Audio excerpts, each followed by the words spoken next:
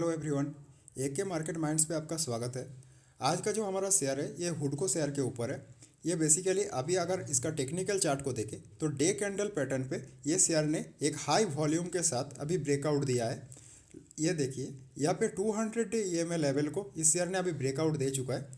200 वाला लेवल जो है इसका, ये ब्लैक वाला लाइन जो है 235 रुपीज़ का, इसको अभी इस शेयर ने अप साइड पे एक हाई वॉल्यूम के साथ ब्रेकआउट दे चुका है।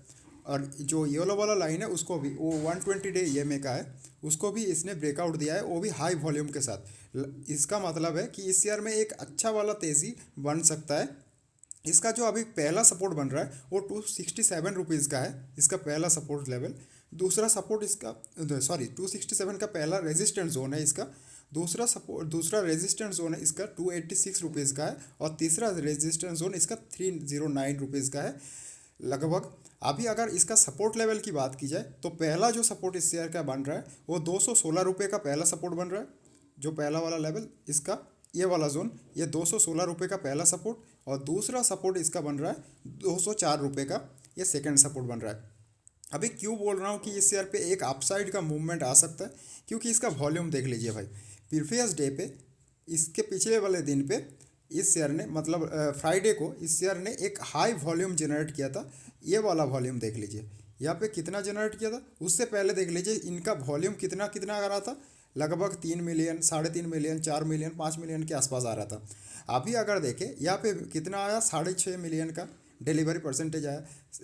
उसके बाद लगभग 21 मिलियन, और फाइनल डे पे मतलब फ्राइडे को इसके 23.5 मिलियन का एक बड़ा वाला वॉल्यूम जनरेट हुआ इस शेयर पे। और इस शेयर ने एक अपसाइड पे लगभग 5% के आसपास इस शेयर ने ऊपर की तरफ मूव दिया, और इसने 200 डे और 120 डे ईएमए को अच्छी तरीके से ब्रेकआउट दिया है।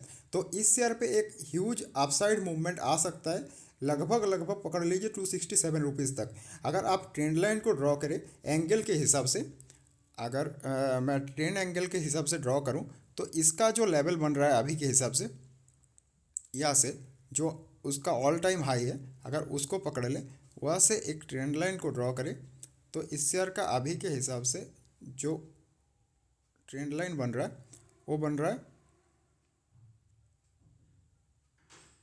लगभग लगभग आपका ये वाला लेवल। और इसको इसने अभी ब्रेक कर चुका है, मतलब इसका जो पहले वाला लेवल था, पहला जो सपोर्ट था 216 रुपये का, उसको अभी इस शेयर ने ब्रेक कर चुका है। इसका ट्रेंड लाइन के हिसाब से अगर आप लगाइए तो ये वाला, सॉरी, ये वाला जो पहला सपोर्ट था, पहला ट्रेंड लाइन, अगर ट्रेंड लाइन के हिसाब से इस शेयर ने उसका लेवल को ब्रेक कर चुका है। एडजस्टमेंट पे अभी आ जाते हैं, हाँ ये वाला, सॉरी ये वाला, मतलब और 216 और 215 रुपीज़ का, उसको अभी इस शेयर ने ब्रेक कर चुका है। मतलब आप साइड पे एक आपको हाई वॉल्यूम के साथ एक अच्छा मूव आ सकता है। लगभग आप अगर शॉर्ट टर्म के विजन से आ रहे हैं तो 267 का आप टारगेट लेके चलिए, और इसका दूसरा जो टारगेट लेवल है वो 286 रुपीज़ का है।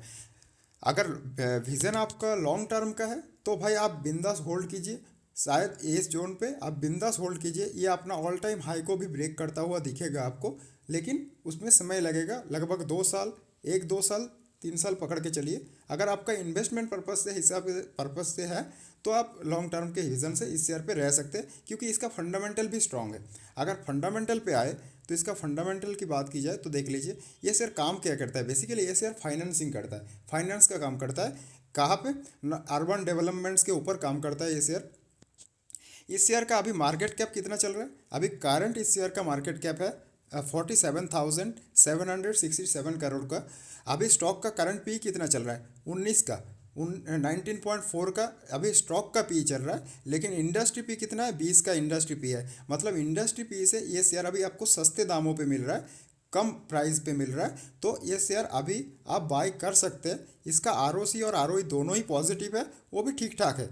लगभग 9.23% का आरओसी है, आरओई 13.2% का आरओसी है। अर्निंग पर शेयर भी 2.3 पर 12.3 का है। ठीक ठाक है भाई। प्रोमोटर का भरोसा है इस शेयर में, 75% का प्रोमोटर होल्डिंग है इस शेयर में। बुक वैल्यू कितने का है? 85 का है।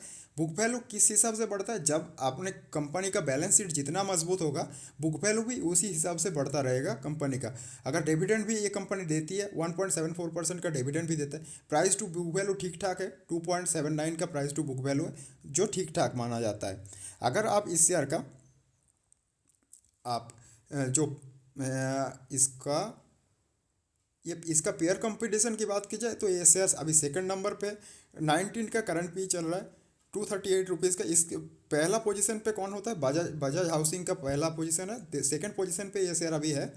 इसका अगर अगर क्वार्टरली रिजल्ट की बात की जाए तो ईयरली और क्वार्टरली दोनों हिसाब से हम बात करेंगे।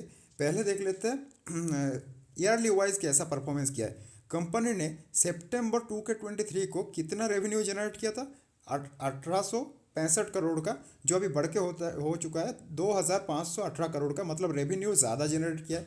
क्वार्टरली बेसिस पे देखिए तो 2188 करोड़ से अभी बन चुका है कितना? 2518 करोड़। मतलब ईयरली वाइज भी रेवेन्यू में जंप है, वो भी बहुत बड़ा वाला, और क्वार्टरली बेसिस पे भी जंप है। अब अगर कंपनी का जो प्रॉफिट होता है उसके ऊपर बात करें तो कंपनी का प्रॉफिट मतलब फाइनेंसिंग मार्जिन भी देख लीजिए। मार्जिन कितना था पहले? पहले कंपनी का मार्जिन था 32% ईयरली वाइज, अभी कितना हो चुका? 39%। क्वार्टरली और ईयरली बेसिस पे भी मार्जिन पे जंप है, जो ठीक ठाक है। अगर इसका प्रॉफिट, नेट प्रॉफिट की बात की जाए तो नेट प्रॉफिट पे इस कंपनी का जो नेट प्रॉफिट होता है, नेट प्रॉफिट पे अगर बात की जाए, नेट प्रॉफिट वाला ये वाला सेक्शन, नेट प्रॉफिट कितना आया था प्रीवियस ईयर पे? 452 करोड़ का, मतलब 452 करोड़ का इसका नेट प्रॉफिट था प्रीवियस ईयर पे सितंबर क्वार्टर में। अभी कितना है? 689 करोड़ का, मतलब प्रॉफिट पे जंप है। अगर क्वार्टरली बेसिस पे देखें तो 558, मतलब 558 करोड़ से अभी 690 करोड़ का, मतलब ईयर क्वार्टरली बेसिस पे भी जंप है और ईयरली बेसिस पे भी जंप है। आपको दोनों साइड से इसका मतलब क्वार्टरली रिजल्ट और ईयरली रिजल्ट, बैलेंस शीट मजबूत दिख रहा है अभी तक। अगर इसका आप फाइनल जो होता है, मतलब इसका बैलेंस शीट की बात की जाए तो कंपनी का बैलेंस शीट कैसा है भाई? ये फाइनेंस सेक्टर से बिलोंग करता है तो इसमें डेट होता है, पहले ही बोल देता हूँ इसमें डेट होगा।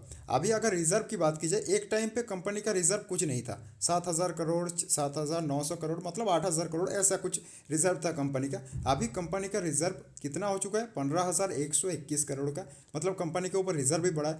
साथ साथ भाई कंपनी का डेट भी बढ़ा है भाई, 93,565 करोड़ का, क्योंकि ये फाइनेंस सेक्टर से बिलोंग करता है तो कंपनी के ऊपर कर्जा होता है। अगर आप इसका जो मेन चीज़ एसेट की बात की जाए कि एसेट में कोई ग्रोथ है क्या, एसेट को भी देख लेते हैं। टोटल एसेट कंपनी का कितना है? पहले कितना था? 39,339 करोड़ का। अभी कंपनी का एसेट कितना बढ़ा है? 1,13,919 करोड़। मतलब अगर कंपनी का एसेट की बात की जाए तो एसेट पे भी जंप है, कंपनी का एसेट भी बढ़ रहा है लगभग। अभी इसी हिसाब से अगर मैं पूरा ओवरव्यू दूं तो अगर मेरे हिसाब से अभी अगर इसका आप शेयर होल्डिंग पैटर्न की बात की जाए तो शेयर होल्डिंग भी देख लीजिए। प्रमोटर का होल्डिंग 75% है, प्रमोटर होल्डिंग ठीक ठाक है। एफआई का होल्डिंग भी 2.5% के आसपास है, मतलब 2.32%। डीआई का होल्डिंग थोड़ा कम हो चुका है प्रीवियस क्वार्टर से, अभी 9% का डीआई का होल्डिंग है। पब्लिक होल्डिंग बढ़ चुका है, 13.63% का है, मतलब पब्लिक होल्डिंग थोड़ा इंक्रीज हुआ है। जो पहले 10% हुआ करता था, 10.66%, अभी बढ़ के हो चुका है 13.63%। मतलब पब्लिक का होल्डिंग थोड़ा बढ़ा है, क्यों? डीआई ने थोड़ा माल बेचा है यहाँ पे और प्रॉफिट बुकिंग किया है। मेरे हिसाब से ओवरऑल अगर व्यू पॉइंट मेरा रखा जाए तो इस शेयर का ओवरऑल व्यू पॉइंट भाई मेरे को न्यूट्रल लगा, क्योंकि बहुत अच्छा भी नहीं बोल सकता और बहुत बुरा भी नहीं बोल सकता। ये शेयर अभी न्यूट्रल पोजीशन पे है, लेकिन अगर शॉर्ट टर्म पे आप प्रॉफिट बनाना चाहते हैं तो ये शेयर ठीक ठाक है। फ्यूचर में इसका ग्रोथ भी दिख रहा है, ये शेयर ग्रोथ करेगा फ्यूचर में। आप मेरे अभी के हिसाब से अगर इसका बैलेंस शीट सब कुछ देख के बात की जाए तो ये शेयर अभी न्यूट्रल पोजीशन पे है, न्यूट्रल से थोड़ा ऊपर पकड़ लीजिए, मतलब पॉजिटिव साइड में है। आप इस पे बाई कर सकते हैं, लेकिन अपने पोर्टफोलियो का 5 से 10% आप बाई करके रखिए। आपका प्रॉफिट हुआ तो निकल भी सकते हैं, और अगर आपका विजन लॉन्ग टर्म है तो आप होल्ड कर सकते हैं, दिक्कत कोई नहीं है इस शेयर पे भी। Thank you.